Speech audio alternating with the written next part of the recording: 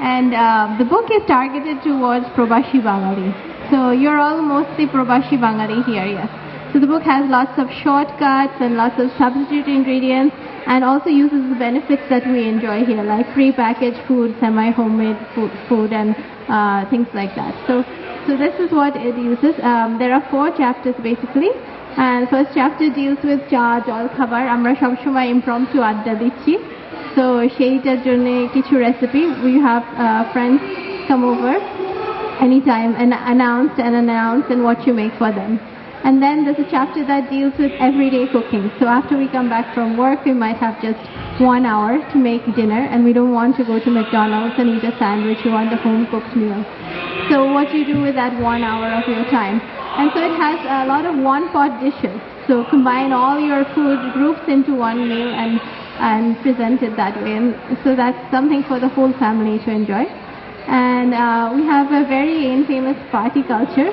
So Friday, Saturday, Sunday, we are all partying, and people are coming to our house also partying, and so we cook for a huge amount of people, okay? So there are lots of party recipes, cocktail recipes, fusion recipes in here that you can try out on your friends. And then there's the final chapters on authentic Bangla Ranna. So the Ranna that I learned from my mother and my grandmother in India. But I've modified those slightly to the way we live here and the ingredients that we can find here. That I'm making is really, it's a special dish. It's like a quintessential Bengali dish called mochar paturi. So mocha is a banana flour, and it's not an easy dish, I'm telling you.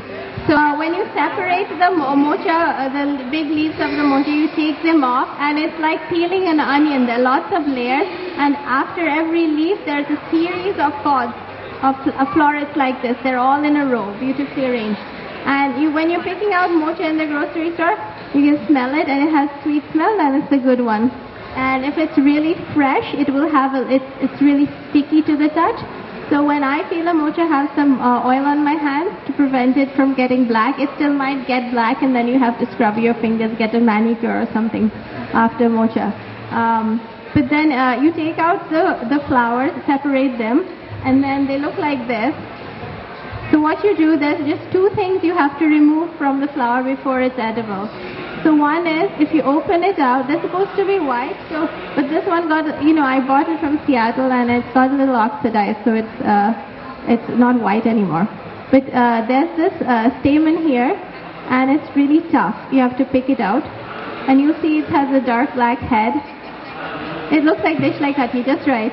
And it's very hard. So we don't want to eat some poisonous or anything, but it's just really tough and fibrous. You can't eat it. And then in front of it, there's this plastic sheet. Just looks like a polythene bag, plastic, just like that. So you remove these 2 things, and you have to really love someone to make mocha, because there are about like 200 of these flowers. So now these are done. I'm going to show you how to chop them fine. You have to chop the mocha flowers really fine, okay? And then we put them in a big dish of water, lots of water, and we throw out the water after boiling the mocha, okay?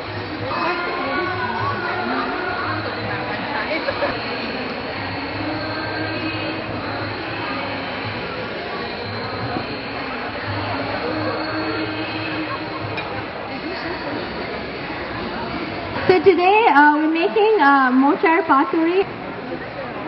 This is an Indian brand, this is a Bangladeshi brand of kashundi, and both the dishes are going to use kashundi today. Okay. So there are 3 mochas here. Per mocha you would use 2 tablespoons of kashundi. Okay. যখন পাতুরি বানাই নিজে, so আমি mustard paste use করি, but this is ওই যে বললাম Bhojohori Manna chefের recipe, and he uses kashundi. This one is spicy, yeah. So kashundi is made with chili, and it's made with vinegar. Vinegar, mustard paste, and chili. Like the mustard you put on your hot dog, but it's much more spicier.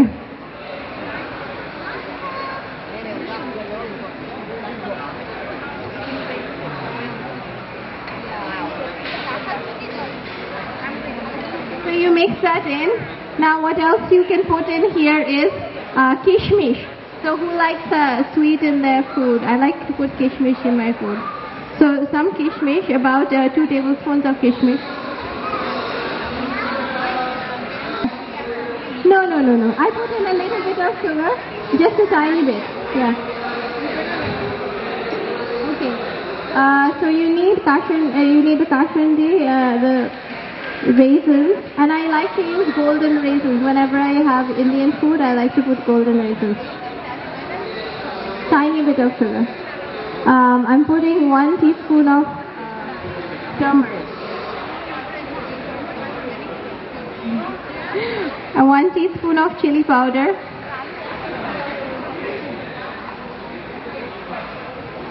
I'm adding mustard oil. So like half a cup of mustard oil.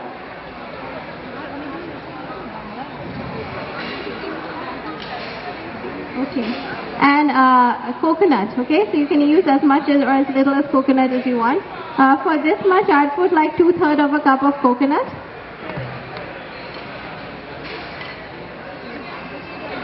Other ingredients, and that is yogurt. Okay, so I use plain yogurt for this. Not too much, about each mocha 2 tablespoons. So there's 3 here.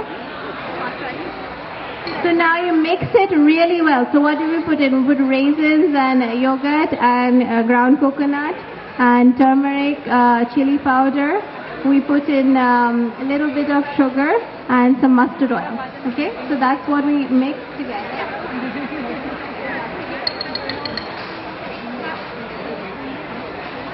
Now we cling wrap this again. It goes in for 15 minutes. And I'm going to add some chilies at the end.